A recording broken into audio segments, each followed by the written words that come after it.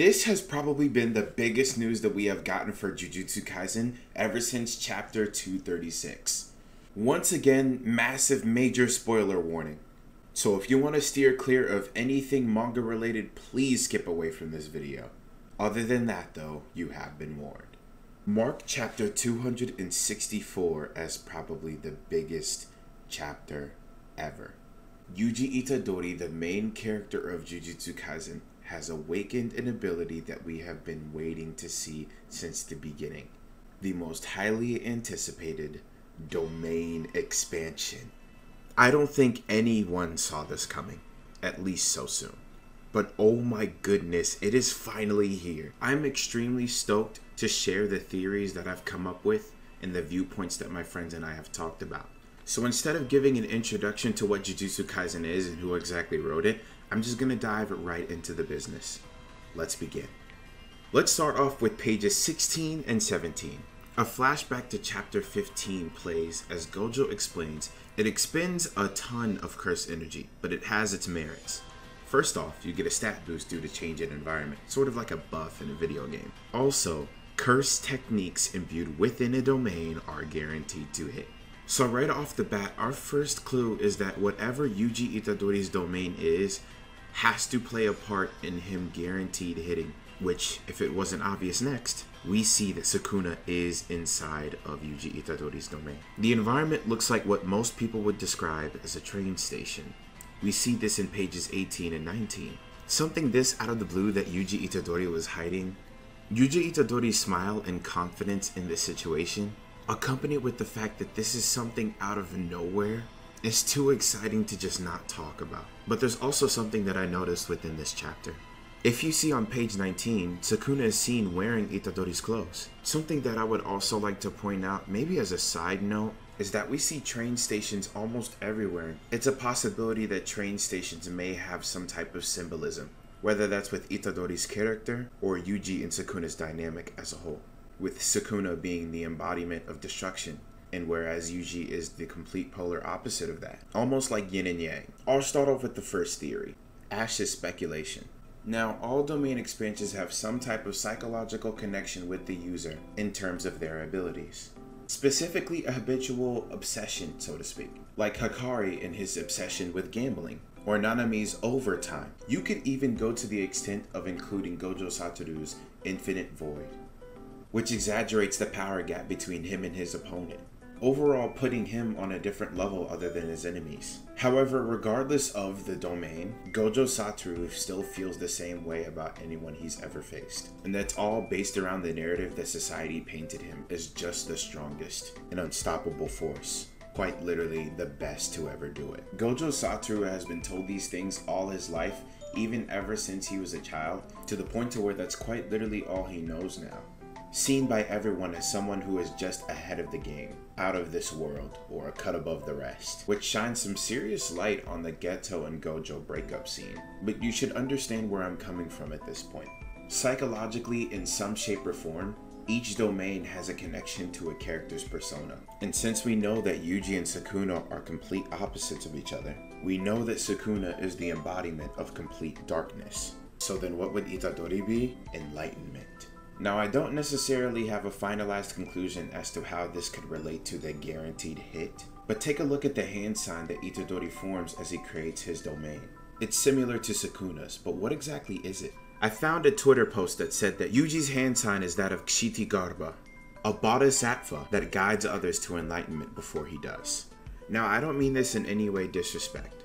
I would just like to pay notice between this and the way that souls are passed on in Bleach. After corrupted souls are slain by Soul Reapers, they are then passed on so they could live within the Soul Society. This Twitter user goes on to say that a perfect addition to the characteristic depth where Yuji wants to have a proper death, instead of dying to cursed spirits, etc. He wanted to guide those to the other side, so essentially his mudra is aligned with his beliefs. I also did some research on metaphysics, the studies of what cannot be reached through objective studies of material reality. An individual is born with an innate domain which exists as a metaphysical space that reflects their mind and soul. Innate domains can only be physically constructed or expanded using the most supreme technique in all of Jujutsu, domain expansion. If this isn't proof enough that domain expansions have a lot to do with someone's psychological standing, I don't know what is. The second theory is a lot more grounded, yet this is just something that I put together. Now, like I said before, Sukuna is in Yuji's clothes like how he was before he was inside of Megumi. This is far before he became Ryomen Sukuna, giving the impression that he was in some way reverted back to how he was before. Now, I know that does sound a little bit crazy. However, think about it for a moment. Yuji can't handle Sukuna alone at full power, and they're both healed, meaning Sukuna might be able to perform just like how he did when he first fought Gojo. Something else that you might have noticed at the end of the chapter, the editor's note was titled, "This decisive one-on-one heads into an uncharted domain." So you can already draw the conclusion that this is not only going to be a one-on-one with no interruptions, but I think it's safe to say that this is in-game. You could already decipher and draw a conclusion that this decisive one-on-one they're talking about won't have any interruptions, like how it has been for the past couple of chapters. But with all of these points together, the idea that Sukuna would be limited in some way should probably come full circle for some people. Now, of course, I might be underestimating Yuji Itadori. He might just be that capable. And I mean, I'm not gonna lie, he's him. Yuji is quite literally the embodiment of resilience, so I don't doubt that whatever Sukuna might throw at him, Yuji might be able to tank. But one thing's for sure, whether or not Sukuna's power will be limited in this domain, Sukuna losing to someone who is the polar opposite of him is something I feel that Sukuna cannot mentally handle. Sukuna craves destruction so much that he made a binding vow with Yuji just to wait for the right moment to be set free and control someone else, that someone being Megumi.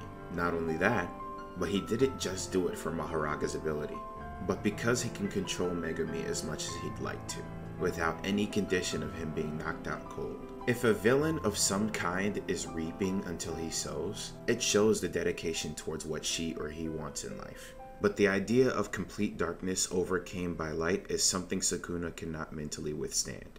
At least that's my take on it. We now move on to our final theory, that Yuji Itadori's domain is soul manipulation. Now, when I say soul manipulation, I'm talking more of spirit fission, kind of like in Dragon Ball Super. In the Moral arc, Vegeta trains with Yardrats, learning not only instant transmission, but a technique called spirit fission, which allows the user to gather people's spirits. He not only used this technique against Moro, but he also told Piccolo that he can take Nail outside of him if he wanted.